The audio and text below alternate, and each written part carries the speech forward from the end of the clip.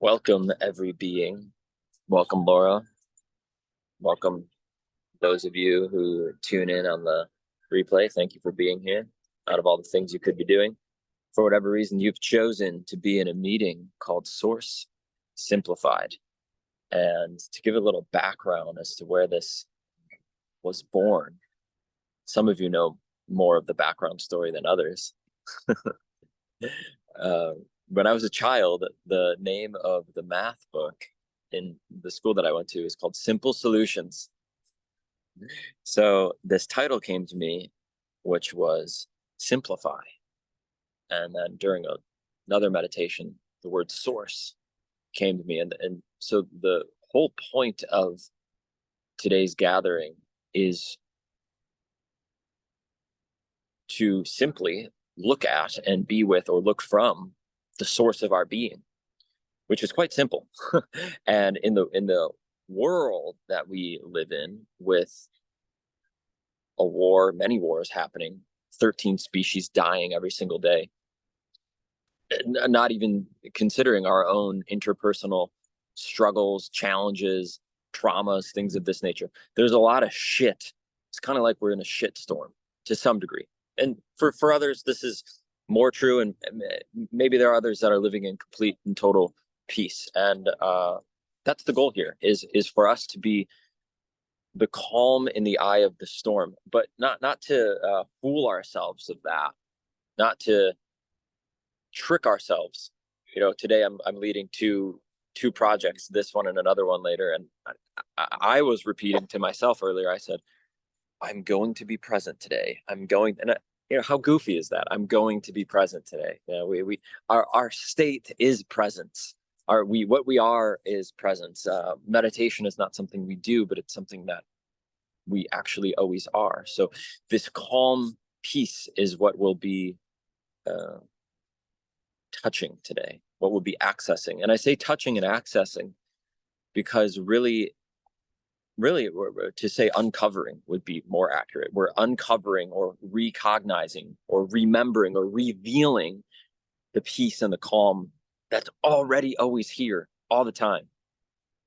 And this is a superpower. Why is this a superpower? Well, because when we're in a challenging circumstance, or maybe at work, or maybe something triggers us, maybe through our patience and our practice that we're cultivating here and now, we can, so to speak, call upon our source of peace in that moment, and internally do something like this. We'll go, I'm not falling for this again. I know what's happening here. And then we can remain calm. And that could be through Course in Miracles. I've shared this with Laura, one of the participants here. There's a quote in it that says, God is incomplete without me. And it actually suggests to say this when we're entering into a situation where we might be prone to being thrown off our center, or our peace being lost, which is not possible, but it's something that, if you're anything like me, even though it's not possible, I buy into the illusion. I buy into the thing, and then all of a sudden I'm like, all right, I guess time for more practice, patience, and compassion. And of course, rule number 6. For those of you that know of rule number 6, you know of rule number 6. So feel free to make yourself comfortable if you're not already comfortable. You can just connect to yourself internally by taking a few deeper breaths.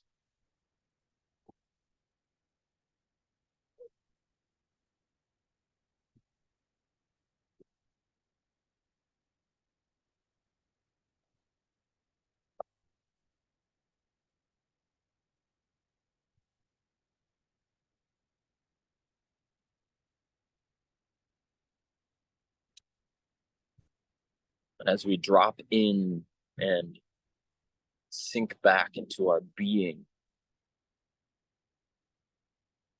we're really not doing anything. There's nothing that we're extra that we're doing, which means we're not trying to stop our thoughts. We're not trying to stop anything. Imagine yourself like a river, and through that river flows thoughts, physical sensations, your body on the chair, or whatever you're sitting on, maybe even emotions, good, not so good. And we're just being a space for all of this to flow through the river of our being.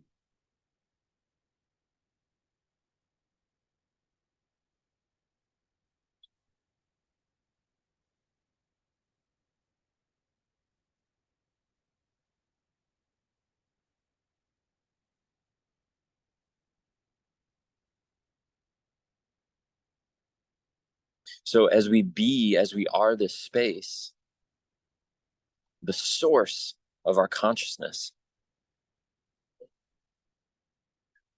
we might notice that anything can seem to arise. This body, this mind, this name, the room that you're in, it's a space where anything is free to arise, or is free to be what it is, just as we are.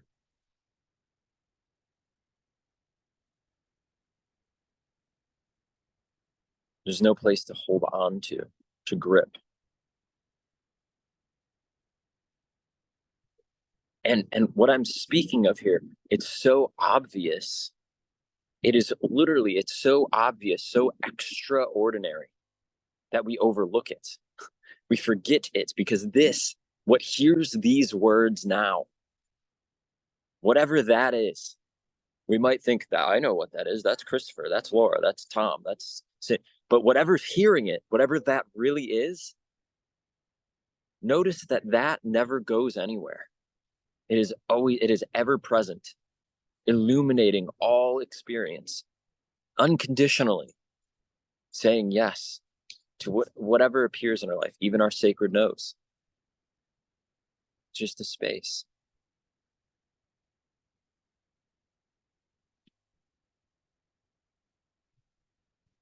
And dare I say, it is this space that Jesus Christ, the Buddha, Ramana Maharshi, all the saints and sages are talking about. It's not some concept far away that we're going to achieve one day in the future, but it is here, it is now. And it is what is receiving this experience right now, but please don't take my word for it.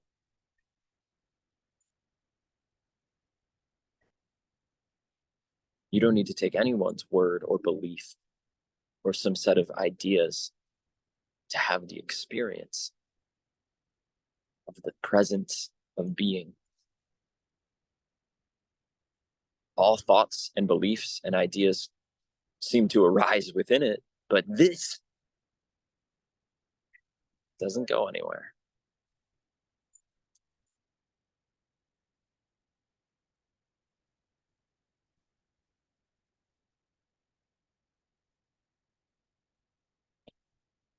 So my friends, it is my theory that pouring this presence, this love, this way of being into everything we do, into every relationship, into even thoughts of war and suffering, this is the magic wand of your light, of your love. And it is here, and it is now, and it is you, and it is me, and it is us. There's actually only one. So,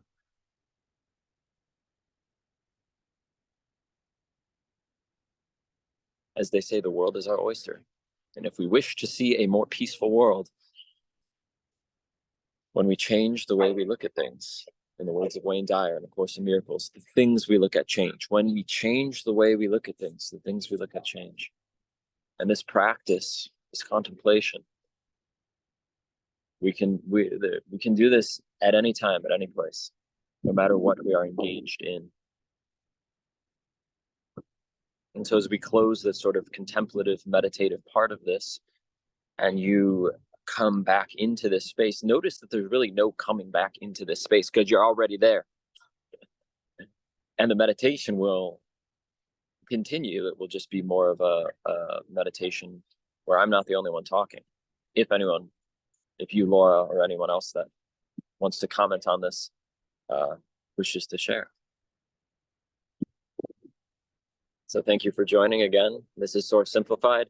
It's simple. I said a lot of words trying to point to the source of what we are, and here we are.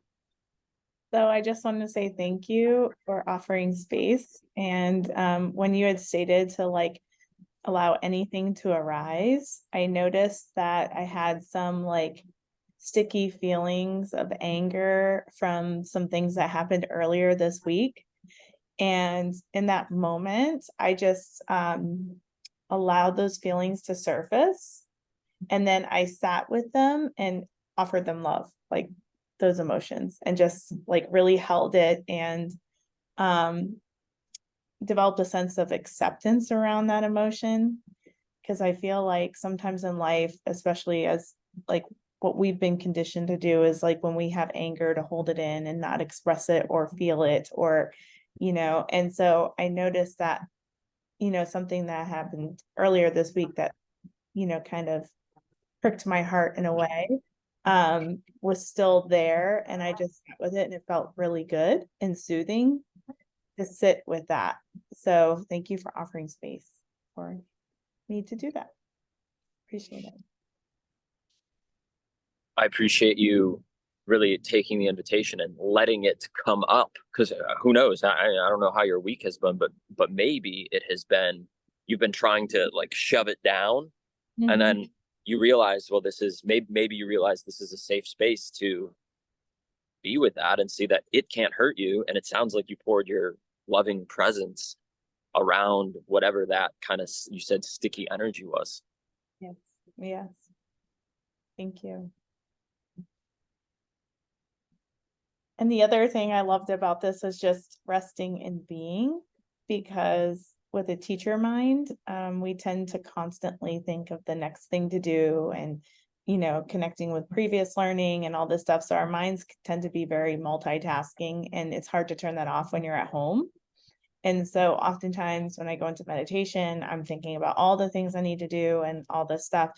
And I just felt like I need to really rest in my being with this and just allow those thoughts to settle. So just observing and letting them pass and all that was really nice too.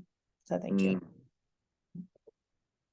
You remind me of the words from the Tao where it says something like, everything is done and no thing is left undone. Something like that. Everything is done. And I think the idea around that is, which I've had tastes of this in my life, is that we can be in life very busy with doing, and we don't necessarily stop doing, but we stop being identified with the one doing it. And there's this sense of being or presence or life-giving energy underneath it. Even while we're in the midst of doing this, doing that, underneath there's this like warm blanket of being, which then touches everything that we quote unquote do. So yeah, that's the goal for me, being in that place. I love that, because I'm really going to carry that with me when I go into the workday, because I get caught up in the story of having to do all these different things and multitasking and stuff like that. And it pulls me out of a sense of being present in the moment and just having that. So now I can look at that and say, to be present with each little action as I'm doing it. And so I feel like it's going to allow me to take the practice into my daily busy life. And the really, really cool part about this is in the Bhagavad Gita, it says, I mean, I'm paraphrasing the Bhagavad Gita, but it says, do not be identified with being the actor. Yeah. So it's saying like, don't be identified with the persona, the kind of the mask we wear in society, but be identified with well, Brahman or the source. That's calling it Source Simplified. And you said something interesting. You said, Laura, it pulls you out of that place of being. And this is just my theory. I don't know, wink, wink, but this is my theory, is that we misbelieve or misperceive that we're being pulled out of it. And it really feels like it, it really feels like, wow, I'm exhausted. There's this situation, there's these things, there's this da da da da da da. And then we go back home and we're like, oh, whew, all right. But I think what's really happening is we never get pulled out of it. I think source, what this is, the peaceful, mysterious nature of our being, I think we're always there, but we misbelieve and we buy into the story because we're like, no, I'm time to really go in there. And then that's why it's so quote unquote relaxing when we sink back into the place where we never left. But I don't know, see for yourself if that's the case. But that's the idea here is whatever this is, and I mean this as in whatever our direct experience beyond all thoughts and feelings and emotions and sensations, whatever this presence is right now, that's the ultimate reality. Mhm. Yeah. No, I love that because I think what it plays with, the notion plays with the idea of perception and how we perceive our environment. And what you're asserting is that we're always present and we're always in that state of being. We're just not perceiving it. I think that's what you said. So Yeah, it's it would be like if you and I and everyone else in the world were watching a movie and we're sitting there watching the movie, and at certain times we get so into the movie that we forget, like literally, we forget that we're an audience member watching a movie and we feel like we're a character. And then yeah, all of a sudden we come back when we sit down to meditate or contemplate or whatever practice, and we're like, ooh, whoa, oh yeah, I'm in the audience. right, right. Yeah, Yeah. exactly. So I'm going to be more intentional with tapping into that realization of always being and make it a point where at least my perception will start to stretch into wider and wider bursts of time versus getting caught up in the drama of being who I am on this earth. Yeah, and that's, I feel like the magic sauce with when we get caught up or when I get caught up is just uh it's really patience. I could say compassion, but it's really the same thing. It's like when I'm bought in, instead of, this is what my mind will do, I'll go, damn it, I bought into the story. I need to, and then I'll turn being into a practice of doing. I'm Right. like, I just need to be more. I just need to train, train, train, train, train, da, da, da, da, da, which can be a beautiful gift of exerting myself, but I can also turn being into a doing. So what came up for me is the idea of flow and how Yeah, exactly. getting into Yeah, that yeah. flow state of being and doing. Yeah, the yin and the yang, Yes. the allowing, right? I think it comes down to like this, just allowing whatever to be whatever it is, instead of this idea that we have of like, no, I need to do more of this or less of that, or it's just truly letting ourselves be Right. in a world where there's, well, a lot of rules. Right. Yeah, Right. it's like trying to Yeah. trying to chill out, trying to be happy. Yeah. I agree. I And then feel, yeah, go ahead. oh no, you go first. No, go for it, please.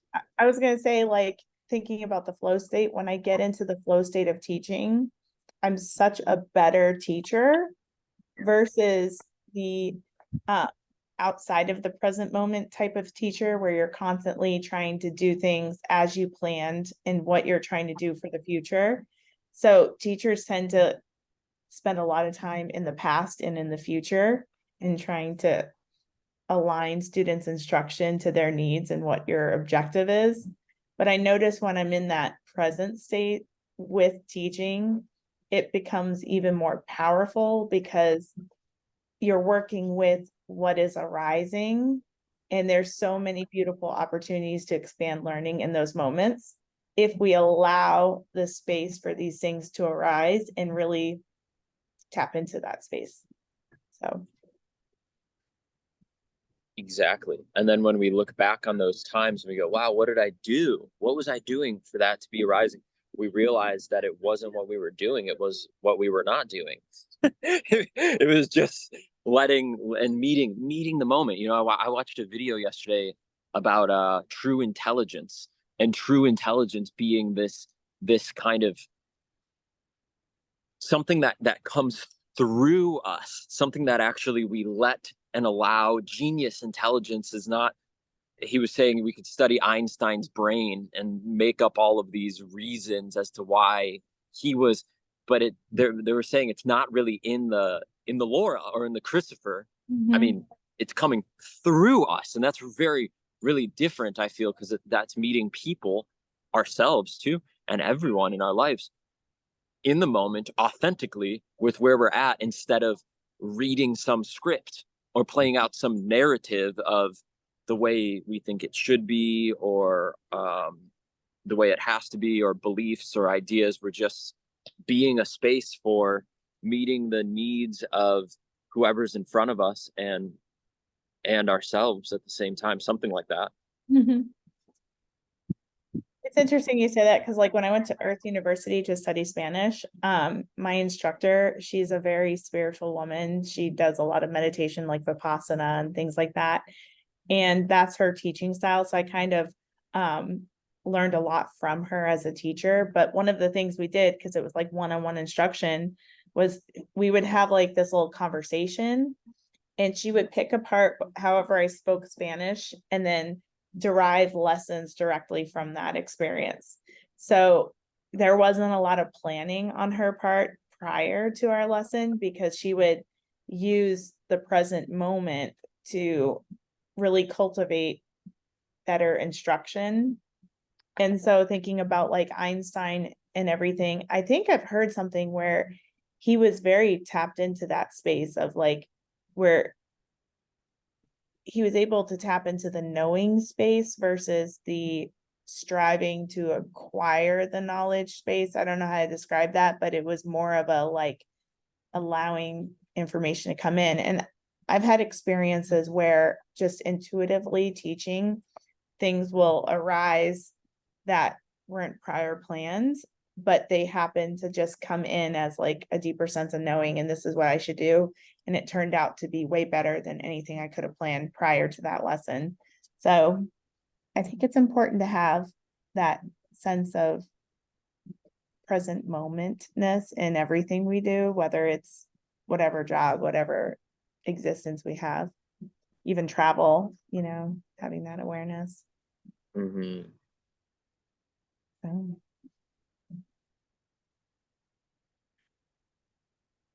A space for whatever wants to arise.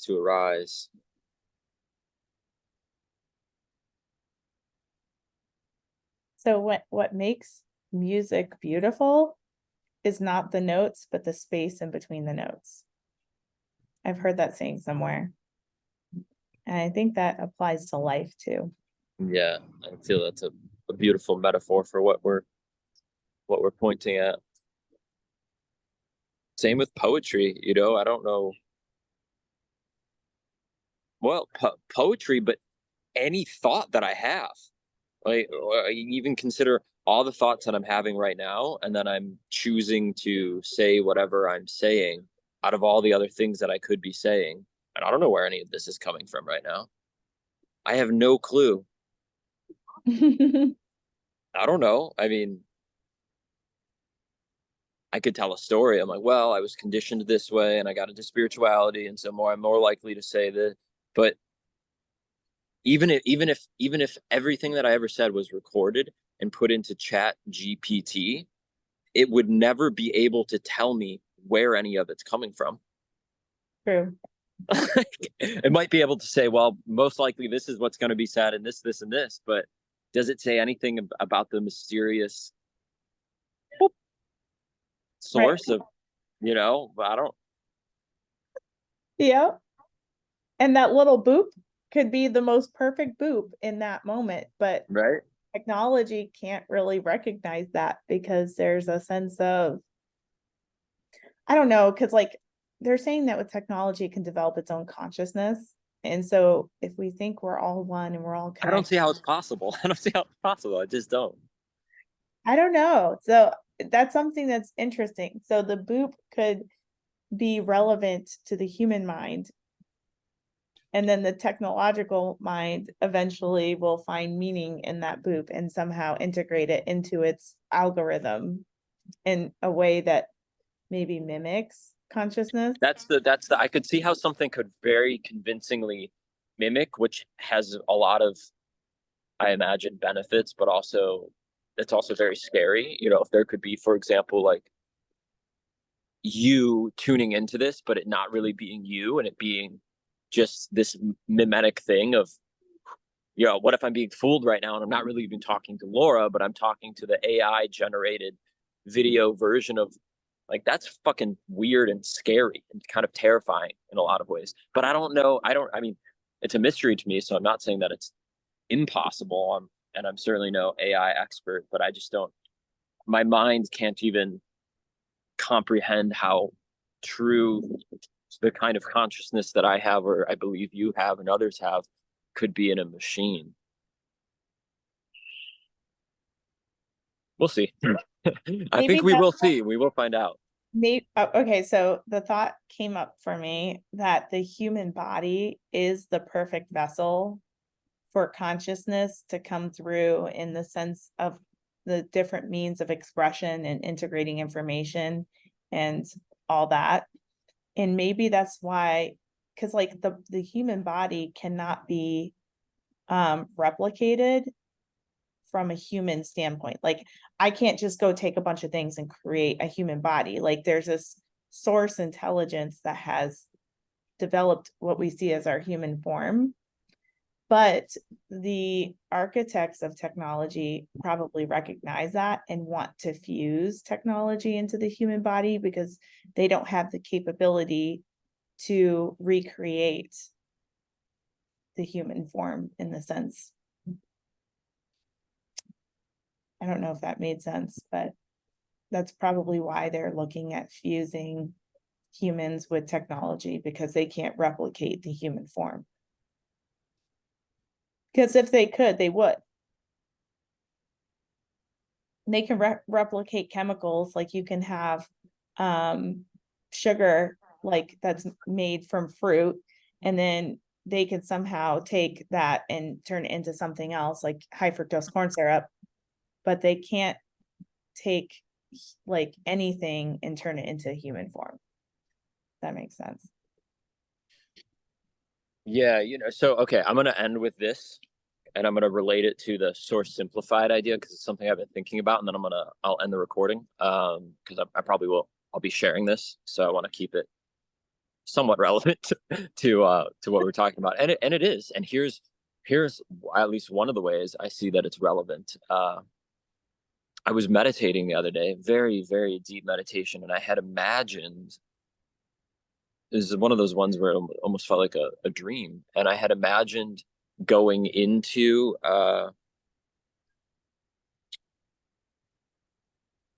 kind of an artificial intelligence environment where I put on an eye mask. And then the next thing I knew, I was putting on something in my ears to hear. And then the next thing you knew, I was putting on a suit. And then the next thing I knew is I could no longer distinguish being in the uh, artificial reality from where I was sitting playing the game, quote unquote. Like, I literally immersed myself in this full character player reality. And what I find very interesting is, well, what if that's already happened?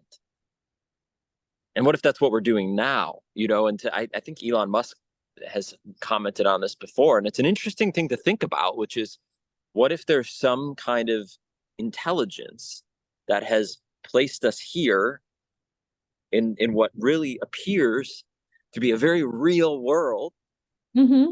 and then what we're recreating the same thing again in that world? How many layers deep does it go, and how many layers in are we already?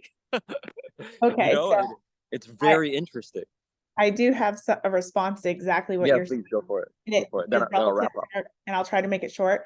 But No, there it's is okay. a video out there in like YouTube world of Neil deGrasse Tyson talking to, I believe it's a physicist, and I forgot his name, but he basically discusses that same exact notion.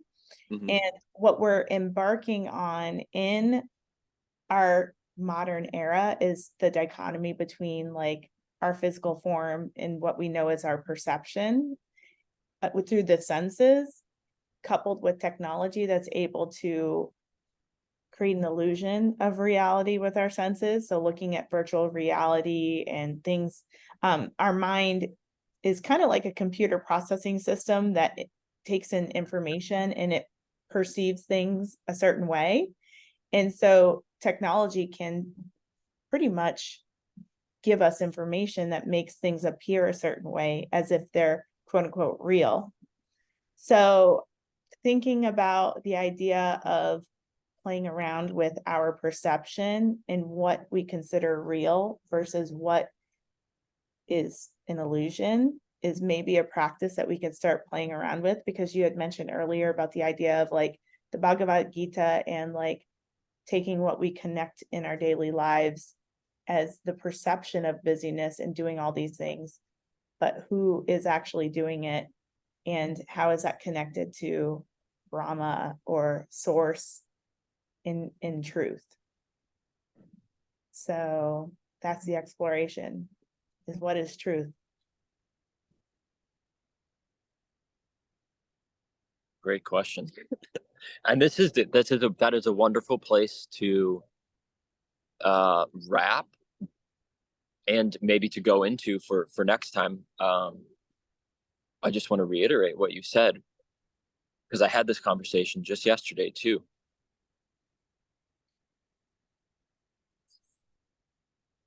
And I will say, because I'm speaking from my own experience, and I can only speak from my own experience, but from what my own experience tells me,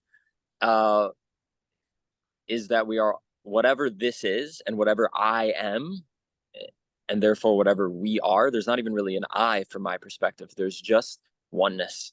Mm-hmm. So all of this is oneness, but this is something that's not a theory to me.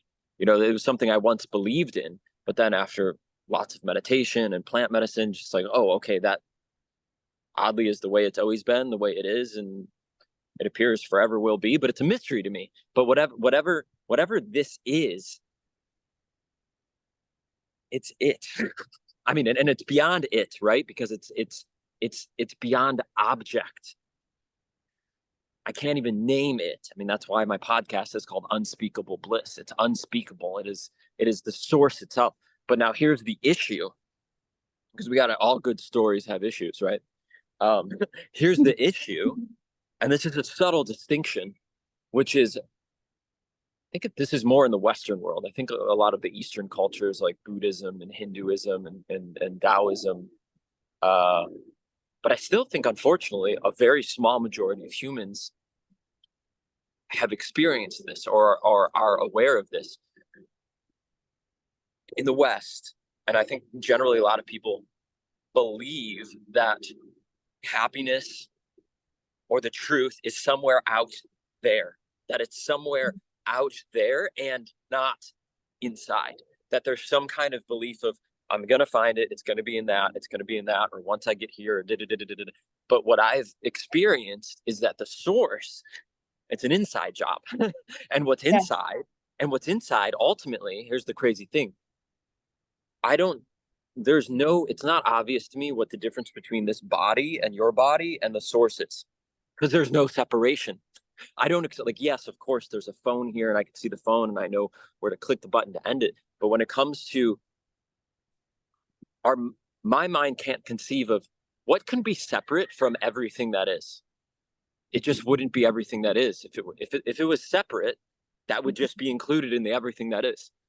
Yes. So there's never any evidence for actual separation. You know, I'm not talking about the physical separation of this body, but in a sense I am, because if you go to the source of what's perceiving, you'll find your five senses, but you're not going to find, we never find or experience separation. I don't believe so. And I've never actually met anyone that convincingly has shared with me otherwise. So the point is, once through introspection or grace, some people experience this through grace, we see that, oh my God, what's out there is what's in here.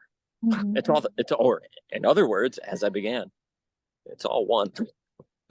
But it's not that it's exclusively out there and not in here, or exclusively in here and not out there. because that creates duality again. And what I'm speaking to is the kind of the essence of what people call non-duality, which is non-separation and just pure oneness. This is all me, all of it. You, everything is me. You know, it could sound like the ultimate narcissist's dream, but well, you know, if it's true, it's if I mean that's what my truth is that this is all I'm not, and what I mean by it's all me is I mean that I'm inextricably connected with all that is. It's all whatever this is. And so uh all that to say,